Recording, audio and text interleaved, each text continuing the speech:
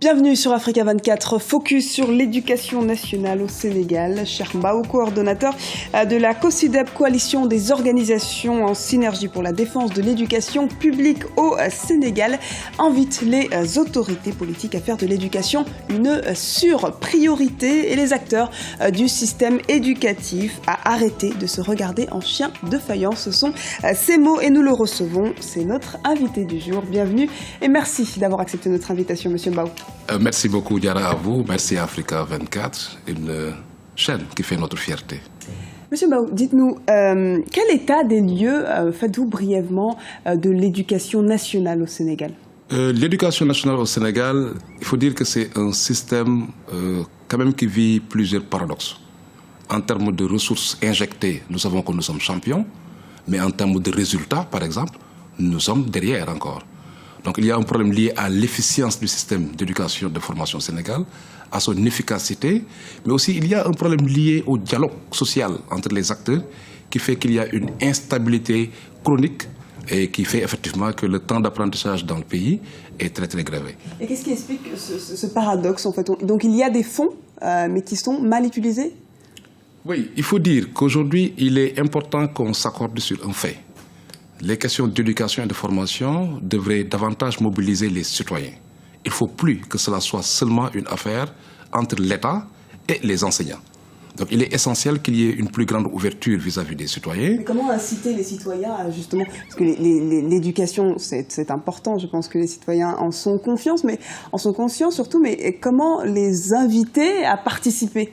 Plus de confiance. Nous avons besoin d'avoir un système qui crée plus de confiance entre la société et le système lui-même. Il est essentiel qu'en termes de profil de sortie, aujourd'hui nous nous rendons compte par exemple qu'au Sénégal, qu'il y a aujourd'hui cette crise de confiance qui fait qu'on se demande, quand on fait l'école formelle, l'éducation au niveau formel, qu'est-ce qu'on devient? Est-ce que le produit de l'école répond aux valeurs et aux besoins des communautés? Finalement, vous pensez que les citoyens ne pensent que l'école ne sert à rien?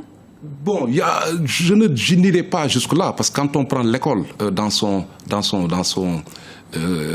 sa signification première, l'école c'est tous les lieux d'apprentissage. Et pourtant, les citoyens, aujourd'hui, ils arrivent à orienter leurs enfants vers d'autres lieux d'apprentissage. Vous connaissez ce qui se passe avec les daras, les écoles coraniques, qui aujourd'hui arrivent à attirer les citoyens.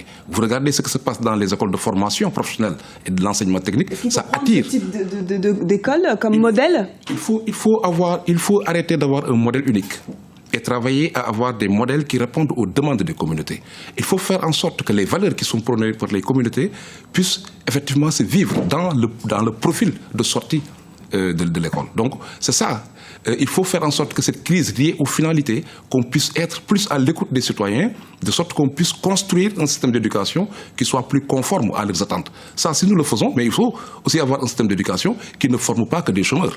Avoir un système d'éducation où, quand on sort de ce système, on arrive effectivement à se prendre en charge et à être beaucoup plus utile à soi, utile à sa société, utile aussi à sa famille. Il y a peut-être un autre problème de l'enseignement public qui en principe est gratuit, en tout cas au Sénégal. Est-ce qu'il l'est vraiment? Parce que les livres, le matériel, le transport sont à la charge de la famille. Certaines familles ne sont pas aptes à fournir c'est un luxe pour certains. Quelle démarche la COSYDEP propose pour un peu inverser la donne de cette école qui est dite gratuite mais qui finalement ne l'est pas? Deux ou trois choses. Première chose, c'est entrer par la recherche pour confirmer ce que vous et nous avons constaté. Donc nous sommes entrés par la recherche et en 2007 déjà, nous avions sorti une étude dénommée Observatoire de l'éducation qui avait confirmé que l'éducation n'était pas en réalité gratuite dans les écoles publiques. Ça, c'est la première démarche. Deuxième démarche, c'est mener le plaidoyer à partir de ces résultats de recherche. Et dire que la gratuité, c'est vrai quoi. Il ne doit pas y avoir un frais ou des frais qui conditionnent l'accès ou le maintien de l'enfant à l'école. Or, on se rend compte aujourd'hui qu'il y a aujourd'hui que les inscriptions peuvent faire que des enfants puissent ne plus accéder à l'école. Donc la gratuité n'est pas une réalité. Donc ce que nous pouvons faire, nous, c'est mener le plaidoyer à ce titre. Qu'est-ce que nous avons déjà fait? Nous sommes arrivés, avec l'ancien ministre de l'Éducation, à travailler à avoir effectivement une lettre circulaire qui confirmait, qui réaffirmait la gratuité au niveau du cycle fondamental. Voilà ce que nous avons pu faire. Donc, de sorte qu'il est essentiel, si nous voulons faire en sorte que l'école puisse continuer à être cet ascenseur social, qui puisse être aussi au service des couches les plus démunies, il est essentiel qu'on puisse avoir un système d'éducation qui soit en tout cas beaucoup plus conforme aux réalités du pays et qui soit véritablement gratuit. Justement, tous ces faits ont été un peu discutés lors des dernières assises de l'éducation qui ont pris fin en août dernier. Les participants se sont engagés à appliquer une nouvelle fois des recommandations. Est-ce que ce ne sont pas des énièmes recommandations qui ne vont finalement pas servir ?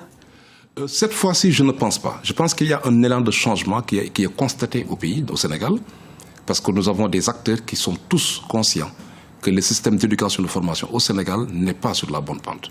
Nous en sommes conscients. Nous avons des résultats piètres, alors que nous mettons des ressources importantes, comme nous l'avons dit.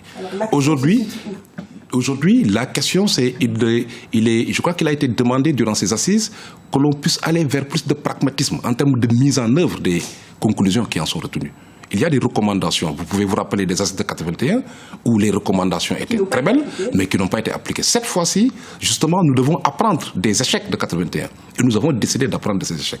Il faudrait que chaque acteur puisse faire face à son périmètre de responsabilité. Que l'État puisse faire en sorte que, parce que c'est l'État qui a la responsabilité première de l'éducation en termes de recrutement d'enseignants, mais des enseignants qui soient bien formés, des enseignants qualifiés, des enseignants qui soient motivés. Il faut que les syndicats puissent jouer le rôle en termes d'accompagnement de leurs militants. Il n'est pas suffisant à l'heure actuelle ? Comment ? Le rôle des syndicats n'est pas suffisant à l'heure actuelle ? Oui, je dis, puisque nous constatons qu'en termes d'efficacité, il y a des difficultés, il faut que chacun se remette en cause. C'est comme ça qu'on peut arriver à changer les choses. Il faut que chacun s'interroge et qu'on arrête d'indexer l'autre. Vous avez parlé de Cheikh Faïs. Il faut qu'on arrête d'indexer l'autre quand il y a des difficultés. Que chacun voit quelle est sa responsabilité. Nous, organisations de la société civile, nous devons veiller à ce que les citoyens, la voix citoyenne, puisse être mieux entendue, mieux écoutée, parce que nous avons des citoyens plus exigeants aujourd'hui. Ça, nous le savons. Monsieur Bao, tout à l'heure, vous parliez de formation des jeunes, de chômage, etc. Quelles sont les filières, selon vous, qui doivent être accentuées pour éviter un petit peu cette absence de travail, finalement, après les études ? Bon, je crois que déjà, c'est en termes de contenu, même au niveau de l'enseignement général, en termes de contenu. Donc, tout ce qui peut-être, c'est arriver à arrêter ce qu'on pourrait appeler l'encyclopédisme, où on donne un très grand savoir aux jeunes sans qu'ils puissent effectivement les utiliser. Voilà, ça c'est un point. L'autre aspect, c'est diversifier, faire en sorte que le sortant, quelqu'un qui sort du système d'éducation, qu'il soit capable, qu'il soit qualifié. Mais aujourd'hui, nous avons des diplômés qui ne sont pas qualifiés. Ça, c'est un problème. Et donc, ça, il faut se départir de tout ce qui est mimétisme, de tout ce qui est, je ne sais pas quoi, mémorisation, mais arriver à avoir un système d'éducation qui permette aux sortants d'avoir en tout cas une qualification précise. Aujourd'hui, en termes de formation professionnelle et d'enseignement technique, ça est parti justement de l'une des recommandations fortes des assises de l'éducation.